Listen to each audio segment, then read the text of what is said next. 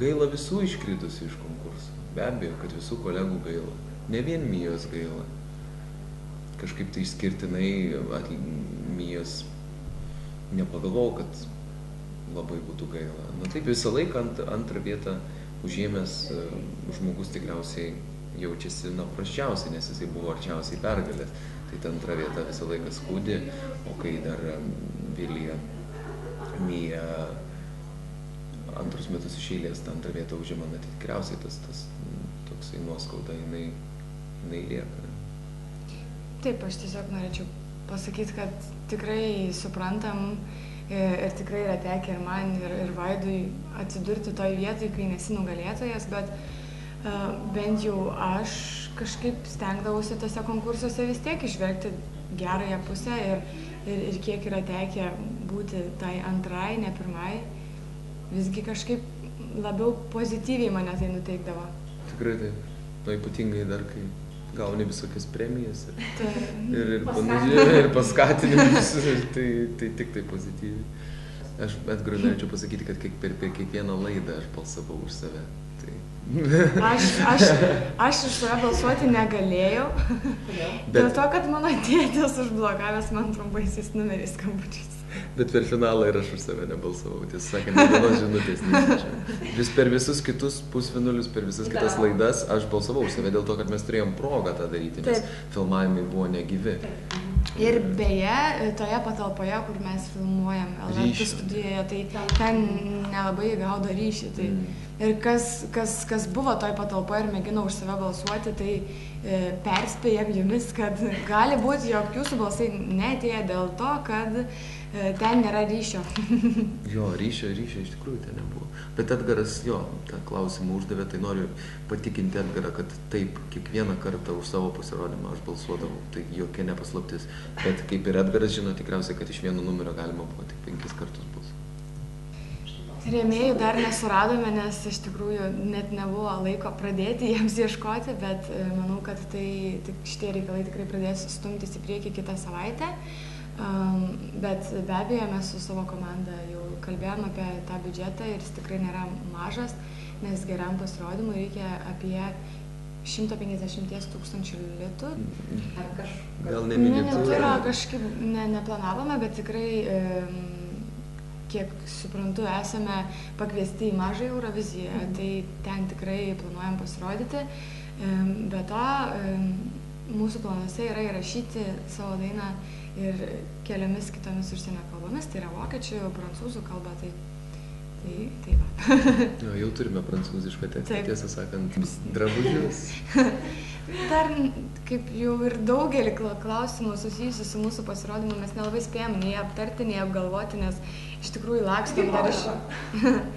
Tai progam mes dviese, kad nuspręsim, dar ne viskas, iš tikrųjų be abejo, tai labai didelė dalis mūsų pačių idėjų ir minčių, kaip mes norim atrodyti, bet mes nenorim kažkaip suklysti ir norime pasikviesti profesionalai, kurie mums padėtų ir kurie tiesiog leistų mūsų pasirodymui ir mūsų drabužiams atrodyti gerai.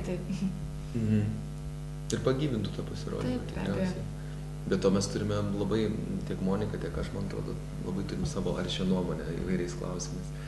Tad mums įpešti kažko tai ar įbrukti, nemanau, kad pavyks. Dar nesusitarėm kažkaip. Kažkaip tikimės, kad abu pasirodysim gerai, niekam nereikės gelbėti situacijos. Tų bausmių. 10 kirčių. 10 kirčių iš botagų. Viešbučio kambarį. Kažkaip čia skamba kaip... Taip, taip ir skamba. 50 kalbų atspalvių.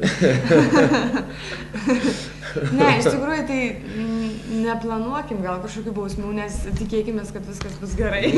Kažkaip galvoti apie tas bausmes ir apie blogą pasirodymą būtų bergždžias reikalas ir tada jau veltui viskas. Tiesiog galvojam apie kaip kuo geriau pasirodyti. O jeigu jau bus blogai, tada man atrodo, kad pylos gausime ne tik tai nuo žmonių, kuris mumis dirba, bet ir grįžę dar Lietuvą nemažai. Tai kad tikrai apie tai galvojam, spaudimas vienareikšmiškai jis yra. Bet ačiū, kad jį dar papildėt. Saldainiuk. Saldainiuk. Neįsivaizduoju, ko labiausiai bijoti reikėtų. Galbūt, kad aš tai labiausiai bijau, kad su to stresu kažkokiu prieš einant į sceną bus labai sunku susidaroti, bet kažkaip aš viliuosi, jog jau kai būsi toj situacijai, tai neturėsi kur dingti ir kažkaip susitvarkysi su savim, suimsi į rankas ir viskas bus gerai. Tai galbūt net nenorėčiau galvoti, ko aš labiausiai bijau, nes noriu tas baimės įveikti visas. Manau, kad žmonės už tai ir balsavo už mus dėl to, kad mes atsistoję dviesi ant scenos kažkaip tai vienas kitą taip papildėm ir taip nubraukėm kažkokius tai jaudulio šešėlius tos visus, kurie kankino mūsų iki tol. Ir va, tas duetas dėl to ir gavosi, dėl to, kad tos kažkokios tai baimės ir tie jauduliukai, jauduliai, vienareikšmiškai jie yra jaudulys, tai jaudulį reikia paversti teigiamą energiją. Ir mums su Monika tas ir pavyko. Šiaip nesusituoksim, bet kas bus, jeigu laimėsim Euroviziją, nežinau, džiaugsimės kaip ir daugelis matyt. Ir uždėsim naštą Lietuvai. Mums reikėtų būti pora, kad kada nors susituoktumėm. O ne Euroviziją laimėti. Kadangi mes nesame pora visų pirma, bet ką ten gali žinoti, gali sakyti. Kaip sakant, bet galim žaisti tos žaidimus, jeigu labai patinka žiūrovams. Nu, ką žinau, fainai.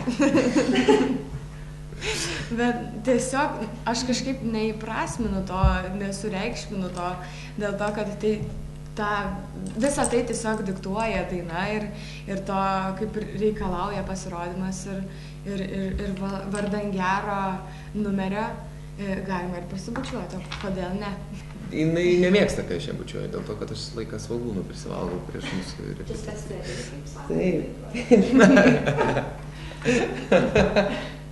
Ne, per repeticijas mes kažkaip tai ne. Gal ir pakštelim. Prisibučiuotumėm per daug. Per daug jau čia kažkaip tai lystumėm viens į kito privačią zoną. Vis tik yra tokie dalykai kaip. Be to aš labai bijau, kad galiu įsimylėti, kaip sakė. Turbūt ne pirmą kartą girdite irgi panašu. Monika Linkytė ir Vaidas Baumila. Taip. Vis tik aktorinio meno pamokos, jos vis tiek yra labai naudingos, nes jis padeda tau kaip atlikėjui vis tiek atsiskleisti labiau scenoje, susitvarkyti su savimi labiau scenoje. Ir mano mokslas, kurį aš baigęs, aš esu aktorinio magistras, tai galbūt tos visos pamokos, kurias aš per gyvenimą išėjau aktorinio užsienyje ir Lietuvoje, jos tikrai yra integruojamos į mano pasirodymus tiek solo, tiek su Monika. Aš vis tiek integruoju tas pamokas ir tą patirtį, kurią įgijau vaidindamas. Bet tikriausiai žmogus klausė apie mano filmo pasirodymą, bet jam noriu priminti, galbūt ne visi žino, kad mano profesija, pagrindinė profesija yra aktorius, miuziklo aktorius, miuziklo atlikėjas.